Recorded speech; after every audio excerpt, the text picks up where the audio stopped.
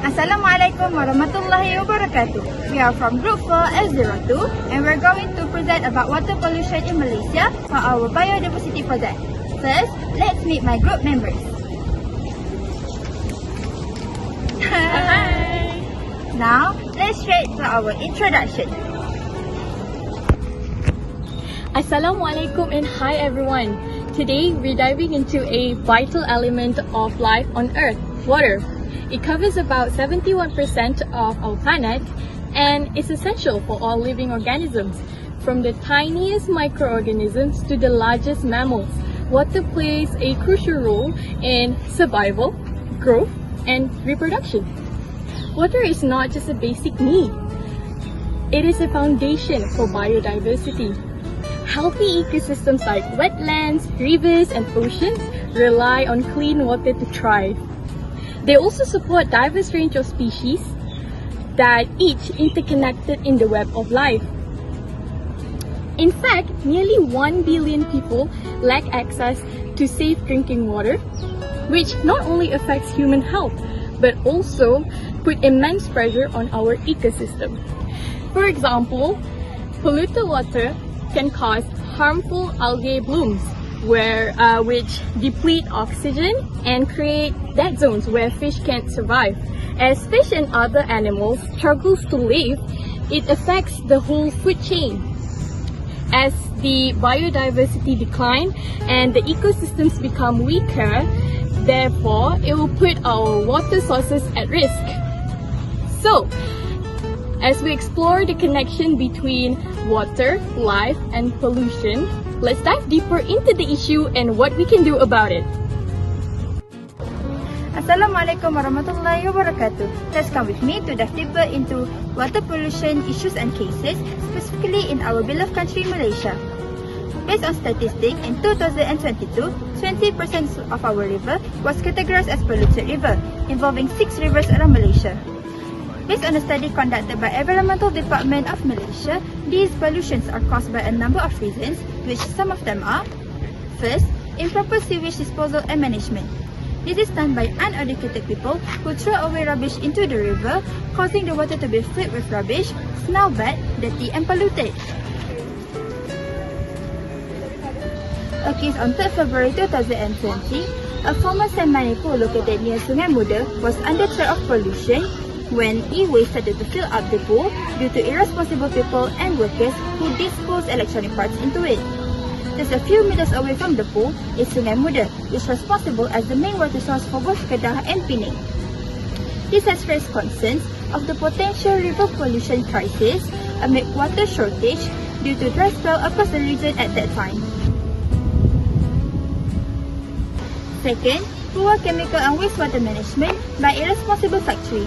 On April 10, 2020, a river near Ipoh was reportedly to have turned white and foamy, allegedly caused by the wastewater flow into the river by a nearby factory. After investigation by Perak Environmental Department, it was found that the factory was last audited on August 9, 2019, almost 8 months before the report. Even though it was found that the factory was compliant to the environmental standard, Perak Environmental Department had decided to continue the investigation on the polluted river, and if it was found that the factory was indeed involved with the pollution cases, serious actions will be taken against the factory. Another case, almost 1 year before the previous case I mentioned, in 2019, River Kim Kim in Johor was polluted by toxic waste flowed into the river by an illegal tire recycling factory. 20 to 40 tons of chemical dump was flowed into the river, causing the water to be polluted by toxic waste. This has led to a wave of chemical poisoning cases involving more than 2,700 of people affected and 111 schools closed by the Ministry of Education of Malaysia.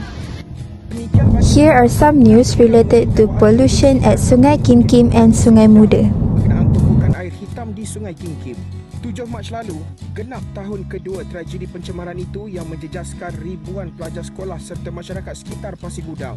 Insiden itu menyaksikan 111 sekolah di kawasan Pasir Gudang ditutup dan menjejaskan ribuan kehidupan masyarakat dan industri sekitar kawasan itu selama 2 minggu.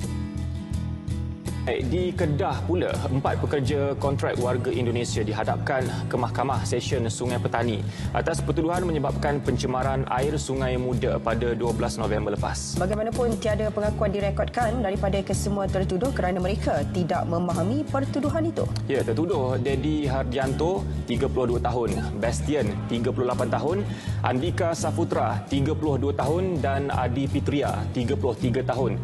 Dituduh dengan sengaja menyebabkan pencemaran air Sungai Muda akibat minyak diesel sekaligus mencemarkan muka sauk di 3 loji rawatan air iaitu Jeniang Baru, Jeniang Lama dan Sungai Pau Gurun. Sabit kesalahan boleh dipenjara minimum 5 tahun dan maksimum 30 tahun atau didenda atau kedua-duanya. Mahkamah menetapkan 22 Disember ini untuk sebutan semula kes bagi memanggil jurubahasa. Keempat-empat tertuduh yang tidak diwakili peguam itu dibenar diikat jamin RM50,000. The question is, what can we do? Or what action should be taken to prevent these situations from keep happening? Let's continue to the next session with Aini and Nuha. There are countless of solutions to prevent water pollution. First of all, for individuals, proper waste disposal is key to prevent water pollution. Avoid tossing trash such as water bottles and straws into water bodies. Plastics can break down into microplastics which can harm human and marine life. Instead, reuse and recycle the use of plastics which are far more convenient and also can save money. Next, instead of using chemical products, use naturally and also eco-friendly products which are far more safer and has less tendency to contaminate water. Next, choose social media. Social media has its powerful tool to gain awareness about water pollution. Through educational posts, articles and also videos can easily spread the message about water pollution's causes, effects and solutions. Social media also encourages fundraisers and donations to make a greater impact. Besides individuals and social media, society and government also play important role in preventing water pollution. So, what can they do? First, society can take part in community cleanup program that usually conducted by certain organizations such as NGOs. Just like its name, it is actually a regular cleanup activity for local rivers, lakes and oceans to prevent waste from contaminating the water. Therefore, the people that join hands in this program may develop responsibility and realize the importance of keeping the water sources clean. Besides, implementing educational program in school can instill lifelong habits among the students. For instance, the school can provide a talk that focuses on water conservation, pollution prevention, and the importance of clean water. On the other hand, governments can do initiative by enforcing environmental laws. Government can establish and enforce strict regulations to limit industrial discharge, agricultural runoff, and improper water disposal. It is also important for the government to implement stringent standards for wastewater treatment to ensure all harmful substances are removed before water is released. Fines and penalties should be given to those who violate the environmental laws. In addition, the government can establish systems to monitor the water quality in rivers, lakes and oceans. By using technology, the governments can set up systems that can detect oil spill, chemical leaks, and other water contamination events. This action can allow for a quick response to treat the water before becoming worse. In conclusion, water pollution is a pressing issue that affects ecosystems, biodiversity and public health. Particularly, Sungai Kim Kim and Sungai Muda contamination highlights the severity of this problem in Malaysia. While industrial pollution and improper waste disposal are major factors that affect water pollution in Malaysia, there are actionable solutions at all levels. Individuals can practice proper waste management, while social media can share awareness, and educational institutes can instill environmental responsibilities. On a larger scale, government enforcement and real-time open water monitoring systems are crucial in combating water pollution.